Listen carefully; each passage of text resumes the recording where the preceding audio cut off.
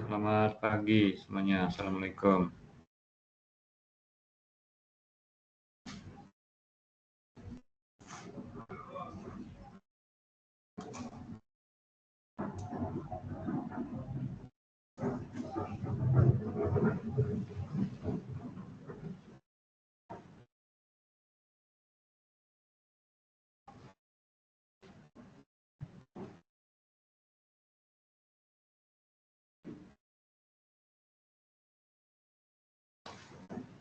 Bisa dengar suara saya?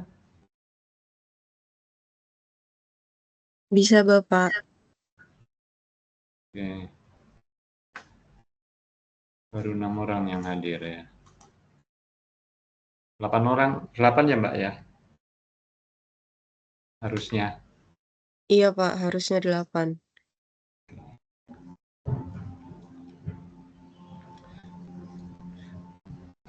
Nggak apa-apa, kita mulai dulu aja.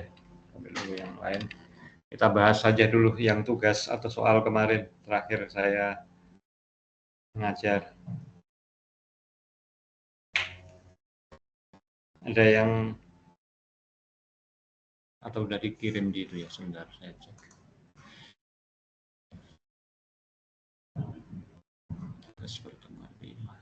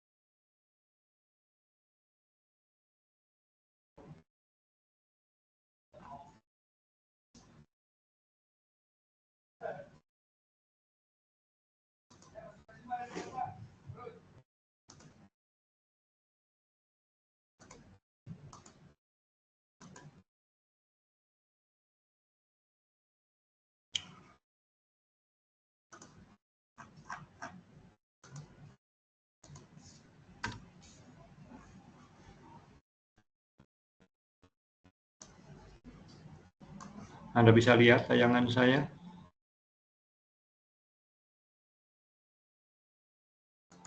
Bisa, Pak. Halo?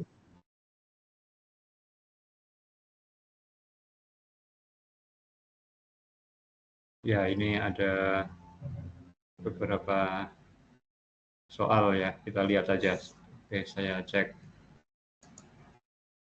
Apakah himpunan kosong memiliki batas bawah? Ambil sembarang W anggota L, andaikan W bukan batas bawah dari ini, maka ada X sehingga X kurang dari W. Kontraksi dengan definisi yang benar adalah W adalah batas bawah himpunan kosong. Dan sebenarnya maka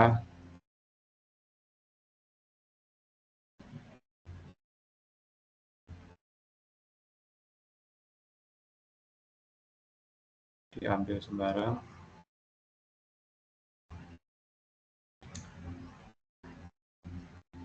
Nah, karena biasa sembarang, maka kita disimpulkan di sini. Menyimpulkannya ya setiap bilangan real merupakan batas bawah. Ya, kan pertanyaan apakah himpunan kosong di batas bawah? Kan pertanyaannya seperti itu. Maka kalimat terakhir di sini karena W diambil sembarang, maka setiap bilangan real merupakan batas bawah dari himpunan kosong. Apakah himpunan bilangan real memiliki batas atas?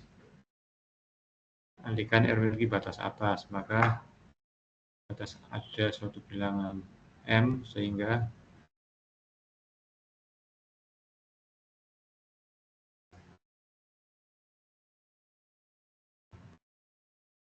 andaikan bahwa R memiliki batas atas, maka menurut definisi batas atas ada satu bilangan M sehingga untuk setiap X anggota R X-nya kurang dari M. Ambil X sama M plus 1, maka jelas X anggota R dan X anggota M. Dengan demikian Konfirmasi bahwa M adalah batas atas dari R. Tapi Bapak asumsi salah, maka R tidak memiliki batas atas. Oke, ya. Ya, kalimatnya bisa sedikit disempurnakan, tapi kesimpulannya oke, bisa diterima. R itu tidak memiliki batas atas, juga tidak memiliki batas bawah. Oke.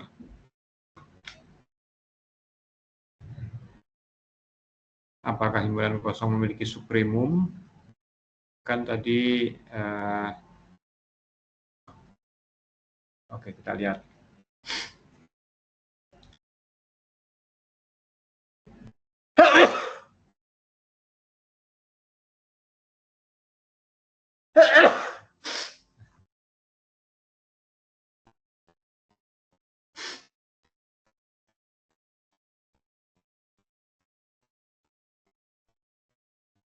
Nomor 4 gini alasannya, ini apa kita sebenarnya memanfaatkan hasil yang kemarin. Kan himpunan kan semua bilangan real itu merupakan batas atas. Ya, semua bilangan real memiliki batas atas. Dan kalau kita mengambil sembarang bilangan real, maka masih ada bilangan real yang lebih besar dari bilangan real tersebut. Sehingga supremumnya tidak ada, ya. Bukan minus tak hingga, ya. Supremumnya tidak ada. Yang kelima, infimumnya juga tidak ada. Semua bilangan real merupakan batas bawah. Nah, kan kita tidak memiliki bilangan real yang terkecil atau bilangan real yang terbesar, itu nggak ada. Jadi untuk 4 dan 5 himpunan kok 5. Ya, untuk himpunan kosong untuk 4 dan 5 ini tidak memiliki supremum dan juga tidak memiliki infimum.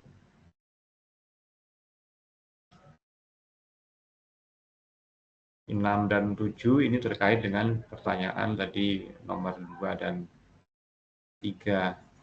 Karena tidak memiliki batas atas, ya nggak ada supremum dan nggak ada infimumnya juga. Oke.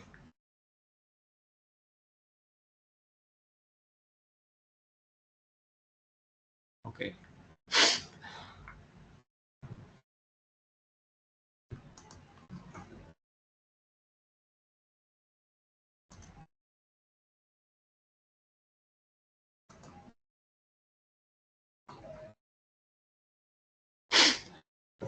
Baik, saya lanjut ya materinya.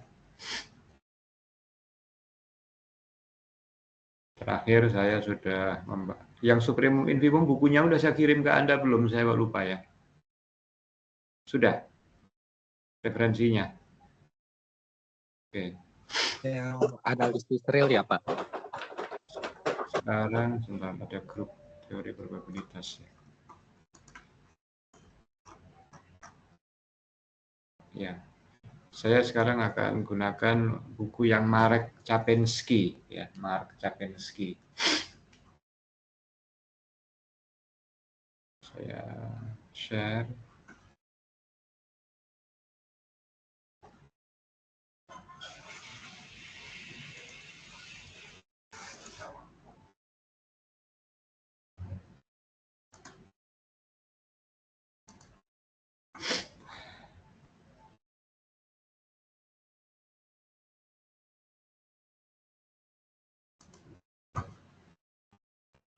Saya buka tadi. Sudah terlihat? Sudah, Pak. Oke. Iya, oke. Sekarang kita sudah pertemuan ke-6. Ya. Seharusnya sejak pertemuan pertama kita kalau Anda sudah punya bekal, sebenarnya kita akan langsung menggunakan buku ini. Tapi apa namanya? Karena saya ingin Anda ingat kembali tentang apa-apa yang sudah dipelajari sebelumnya dan dipakai untuk memahami buku ini, maka 5 pertemuan pertama saya membahas materi-materi atau topik-topik yang mengingatkan kembali topik-topik yang diperlukan yang nantinya akan Anda mempermudah mempelajari buku ini. Karena teori probabilitasnya sebenarnya adanya nanti di sini. Buku ini memiliki judul Ukuran, Integral, dan Probabilitas. Ya. Nah, nanti kita akan tahu ya mungkin setelah pertemuan keberapa bahwa kita nanti akan tahu apa itu ukuran, dan probabilitas itu nanti ternyata merupakan kasus khusus dari ukuran. Ya. Jadi ukuran adalah satu konsep dalam analisis, dalam matematik yang sangat-sangat penting. Ya. Ini punya pengertian lebih umum daripada probabilitas. Probabilitas adalah kasus khusus dari ukuran. Jadi sebenarnya teori probabilitas itu kasus khusus dari matematik, begitu. Nah, integral ini nanti kalau kita sudah memiliki ukuran, maka kita bisa mendefinisikan integral. Sebentar, saya mungkin secara intuitif terlebih dahulu saya ingin berikan satu gambaran. Ya, ini secara intuitif.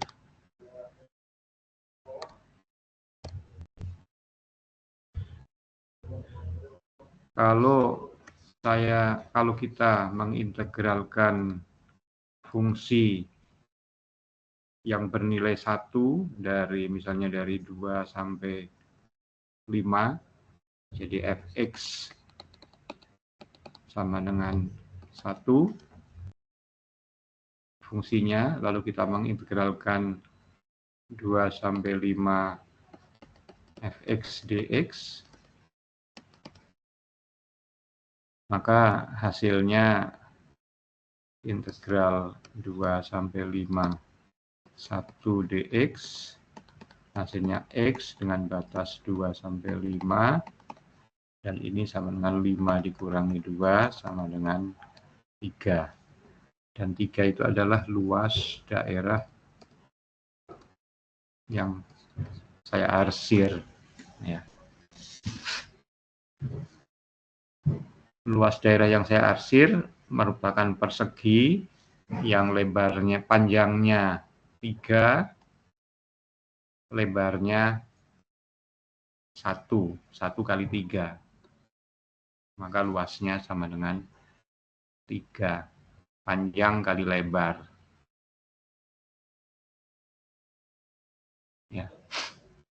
Nah, angka 3 ini sebenarnya kita peroleh nanti 1 dikali 1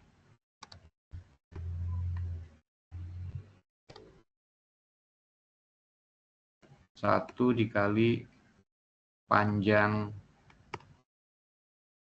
interval dari 2 sampai 5.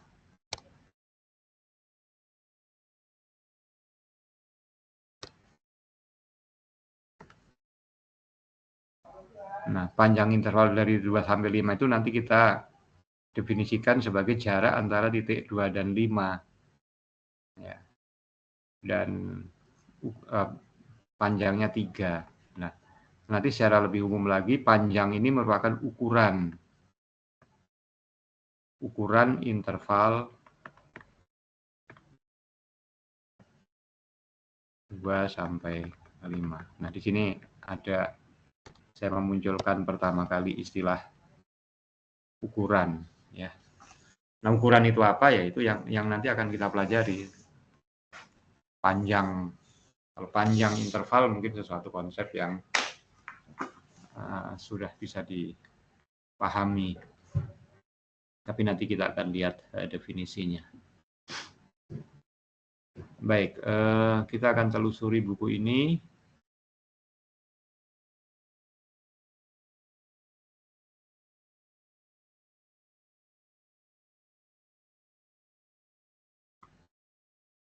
Kita lihat daftar isinya.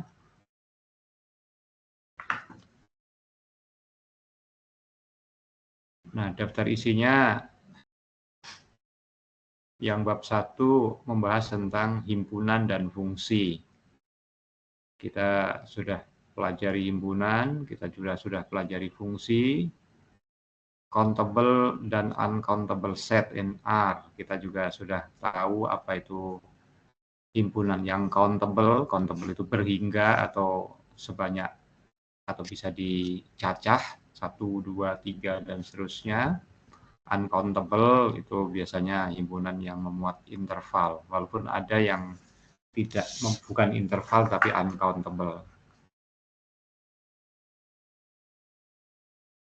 Lalu ada topological properties, coba nanti kita lihat ya. Lalu ada integral Riemann, ini kita tidak bahas tapi nanti kita lihat saja. Lalu ada memilih bilangan secara acak. Nah, baru setelah itu, setelah kita mempelajari bab 1, baru kita masuk nanti pada pengertian apa itu ukuran ya. Lalu bab selanjutnya tentang fungsi terukur dan sebagainya. Pola dari buku ini adalah bahwa section-section bagian awal ini terkait dengan analisis ya. Setelah itu kemudian dibahas kaitannya dengan teori probabilitas. Karena teori probabilitas ini tadi saya katakan merupakan kasus khusus dari teori ukuran. Di bab berikutnya pun demikian. Bagian awal itu kita membahas tentang analisisnya terlebih dahulu, baru setelah itu kita membahas probabilitas. Semua bab polanya seperti itu. Di akhir bab ini ada kekhususan, yaitu aplikasi pada matematika keuangan. Jadi untuk belajar tentang matematika keuangan yang analitis itu kita membutuhkan analisis, teori ukuran, teori probabilitas, baru nanti kita bisa terapkan pada matematika keuangan. Ya, kita tidak akan terlalu banyak membahas, paling kita akan ambil saja beberapa saya akan ambil poin-poin penting saja dari bab ini karena tidak mungkin untuk membahas secara detail buku ini. Kita lihat mulai dari bab 1.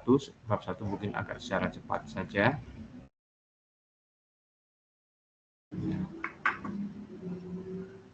Di buku ini kita omega itu sebagai state himpunan semesta ya. Ini notasi X anggota A, apa arti A subset B yang sudah kita pelajari. Kalau bukan anggota A ya X bukan anggota A.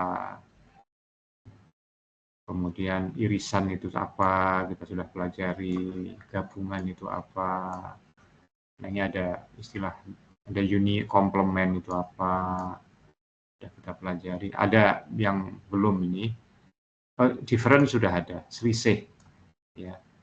B garis A itu artinya B diiris A komplement. Nah, ada istilah symmetric different, A segitiga B, itu adalah A dikurang B digabung B dikurang A.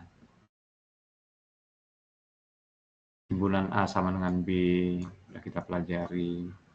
Irisan himpunan, ya, irisan sebanyak gamanya ini lambdanya ini indeks set ya. Irisan tapi irisan A alfa, alfanya bisa anggota himpunan lambda besar.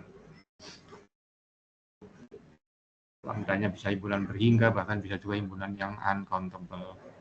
Hukum De Morgan ini kita waktu itu sudah pelajari. Untuk misalnya A gabung B komplement sama dengan A komplement iris B komplement. Nah, ini berlaku secara umum ya untuk union A alfa, alfanya berapapun, anggota himpunan baik countable atau uncountable. Lalu istilah disjoint itu kalau irisannya kosong, ya. Pairwise disjoint itu apa artinya? Ya. Sepasang saling asing itu artinya kalau A alfa iris A beta kosong apabila alfa dan betanya berbeda.